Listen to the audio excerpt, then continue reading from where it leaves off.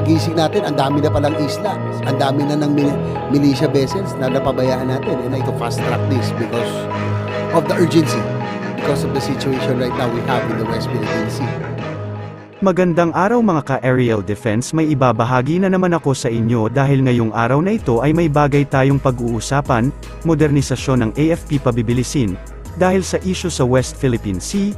Pero bago tayo magpatuloy, wag mo muna kalimutan mag-like, share, and subscribe, paki-follow at like muna ng aming page na nasa description na ang link. Isang magandang balita ito mga ka-aerial dahil mas pabibilisin na ngayon ang modernisasyon ng ating hukbo, dahil sa mga nangyayaring pagiging agresibo ng China sa West Philippine Sea. Sa isang Senate hearing para sa budget ng ating Department of National Defense at AFP para sa taon na 2024, tinalakay dito ang agarang pagpapalakas ng ating hukbo dahil sa banta sa West Philippine Sea. The men and women of AFP and the DND that this Senate, under the leadership of Senate President Zubiri, has been 101% supportive of the AFP and DND, especially in these circumstances that we are facing right now with our external situation, no, in the West Philippine Sea. And as a matter of fact, Mr. Chair, last year during the HGAB, the AFP modernization was cut by about 10 billion.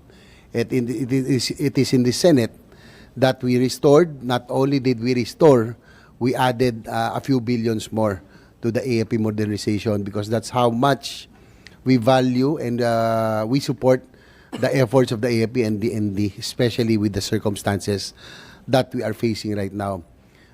Just to tell you also, in our parliamentary visit last year in France, the Senate President himself and yours truly, we went all the way to Normandy. No, kwento ko lang, Mr.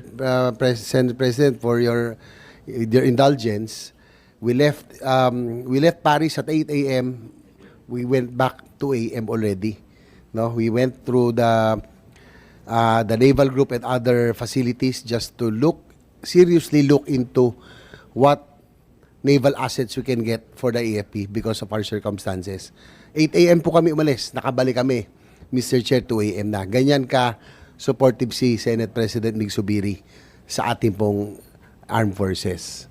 Diba? So, and yung na po, no, last year, Mr. Chair, as I mentioned, the budget was cut in by 10B. Now, wala pa naman yung HGAB, but ano po, what do you think, siguro sa the Secretary can say, yung po sa ating budget, no, what would be affected if in case itong parang may 17.5 tayong variants, so what programs will be affected? Kasi parang 50 billion lang, no, out 50 of billion po for the- pambayad na may kaya na Yes. little bit. But yung 17 po, I have it itemized. Mr. Chairman, akin na yung 17, Gavin, na hindi na fund. Go ahead, Asik Jawan. Yeah. You want to answer? Yes, sir. On modernization po, sir, what is requested is 115 billion. What is granted is 50 billion. So yung variance is about 60. Yes, sir. 65 billion, sir. That's for ano already, no? We are supposed to be in Horizon 3 by 2023. Yes, So may question lang, how are we in nasa Horizon 2 pa yata tayo and some Actually, Horizon 1. So where are we now, the Yes, status? we still have about 10% of Horizon 1 or less. Actually, of Horizon 1 Two, we sir. still have remaining. Horizon 2, 51 of 97. 51%. 51 projects of 97 projects. Yeah, po, of sir. 97 were accomplished. But the Horizon 3 actually, Mr. Chairman, Your Honor, is Horizon 2 carried forward. That's why we really have to re-strategize it because the paradigms for Horizon 2 may not be valid anymore.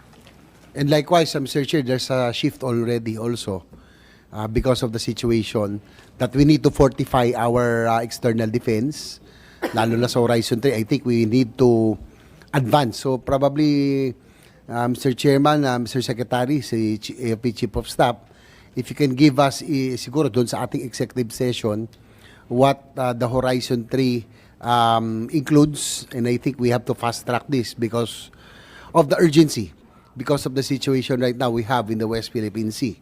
Last year kasi, sinisikreto natin, pero we don't mind, I don't think Senate President would mind, our chairman would mind really equipping our AFP with the modern assets because of the situation. This is already that territory that we are really protecting, our integrity. So, kailangan dito external defense na talaga, no? Dapat magkaroon ng they will have second thoughts also of just going intruding in our airspace or territorial waters. Definitely, Mr. Chair, we cannot match China in terms of might. They are a superpower, but at least put up that minimum respectable defense posture lang naman kailangan. Probably can i-prioritize natin if possible. Siguro Gerald Browner, Secretary, yung priority on how we can get there. Siguro i-program natin the next 5 years especially, no? Yung catch up na natin for the Horizon 3 for the external defense. At Secretary answers, I think if you need more budget because we need to strengthen our surveillance and reconnaissance. Kasi ayaw natin yung nangyari in the past na pagising natin, ang dami na palang isla, ang dami na ng militia vessels na napabayaan natin. And I think we really have to strengthen our reconnaissance and surveillance assets, no? Sir, we will ayaw naman natin sabihin confidential, Mr. Chair, no, yung Horizon 3 what encompasses, but be rest assured that we will definitely support, no, again yung shift natin, Mr. Chair, to the external, be rest assured that your Senate under the leadership of Senate President Zubiri will be talagang very, very supportive, especially in this situation that we are in right now. Thank you, Mr. Chair.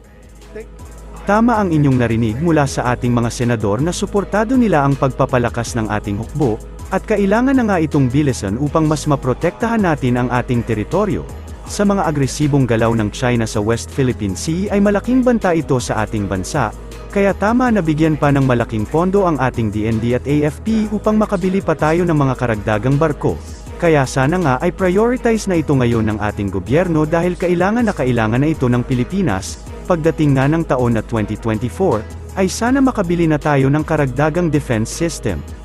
Sa susunod ko pang video pag-uusapan pa natin ang iba pang tungkol at balita sa ating hukbong sandatahan ng Pilipinas.